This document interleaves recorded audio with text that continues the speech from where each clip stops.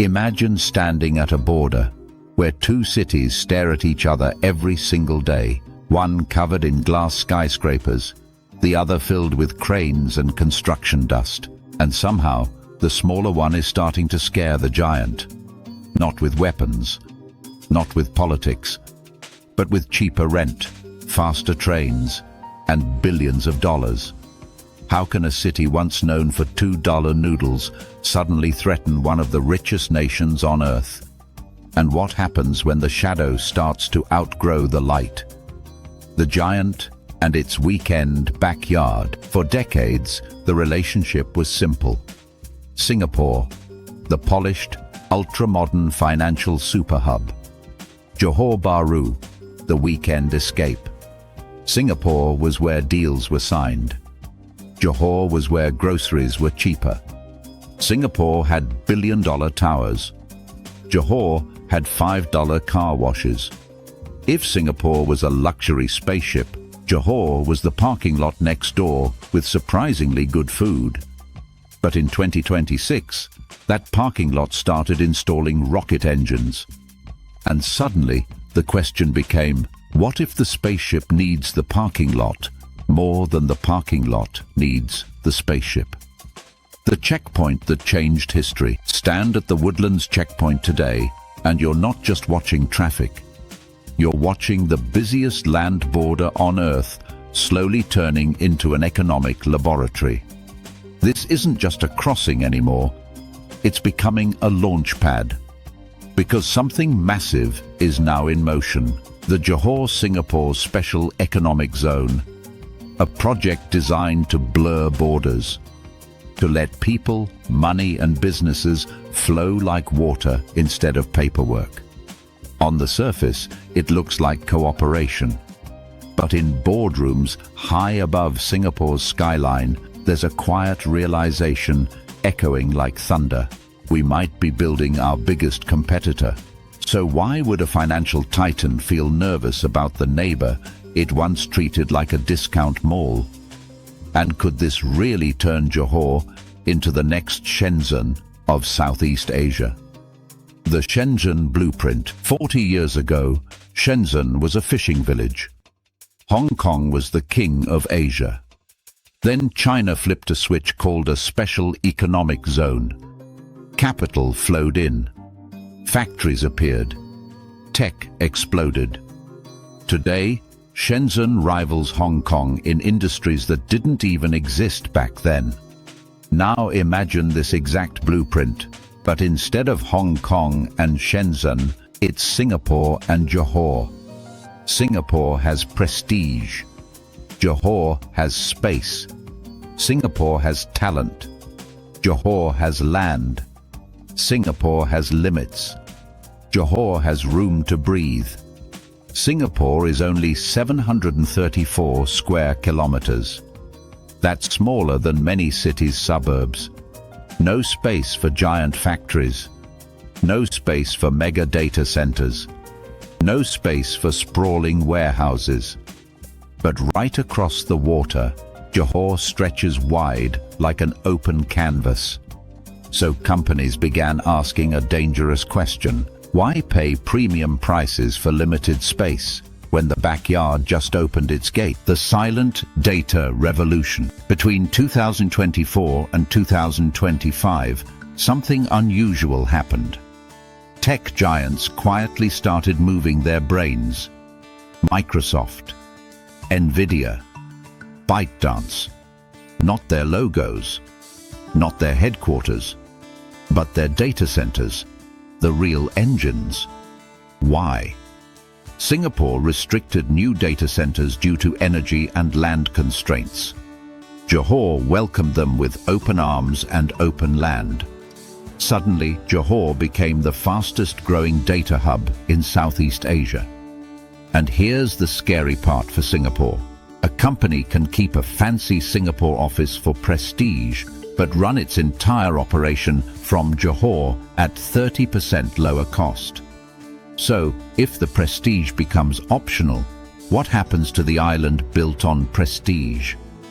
And what happens when the backup location becomes the main stage? The Great Migration nobody announced. Now let's talk about the elephant in the room. Rent. In Singapore, a modest 3-bedroom condo can cost $5,000 to $7,000 a month. In Johor, you can rent a luxury penthouse with a sea view for under $1,200. For years, the deal breaker was commuting. 3 hours of traffic could drain a soul faster than a Monday morning alarm clock. But two things changed the game: remote work and the RTS link, a high-speed shuttle that can move 10,000 passengers per hour across the water in just 6 minutes. 6 minutes. That's shorter than deciding what to watch on Netflix.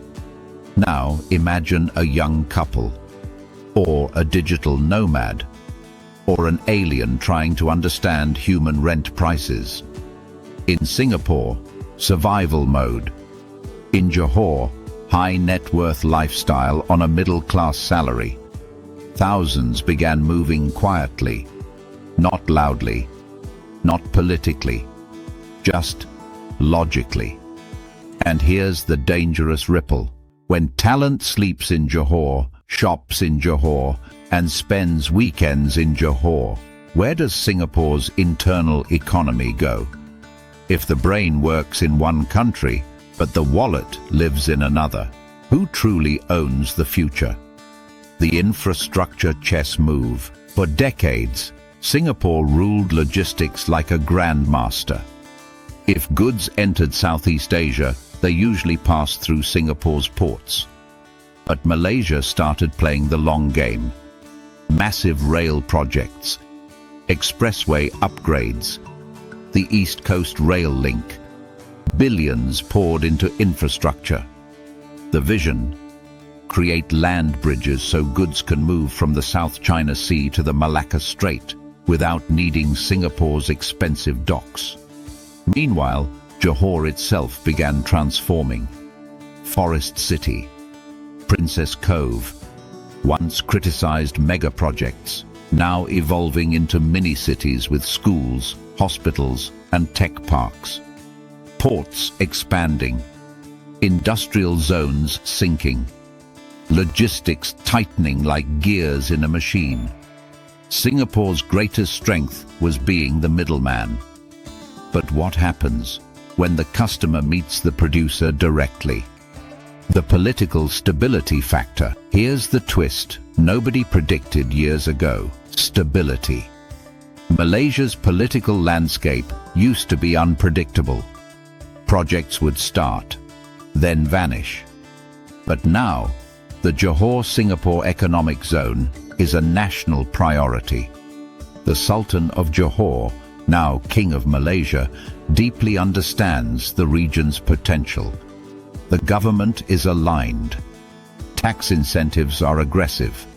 Visa programs are streamlined. Green lanes for skilled workers.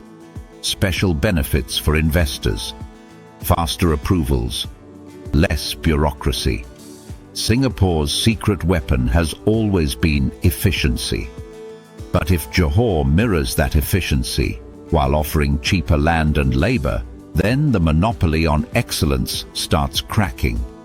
And once excellence becomes affordable, what stops the flood? Not an end, but a merge. Is this the fall of Singapore? Absolutely not. Singapore is one of the most adaptable nations in history. In fact, it's investing in the same economic zone that could rival it. Because a strong neighbor is better than a weak one.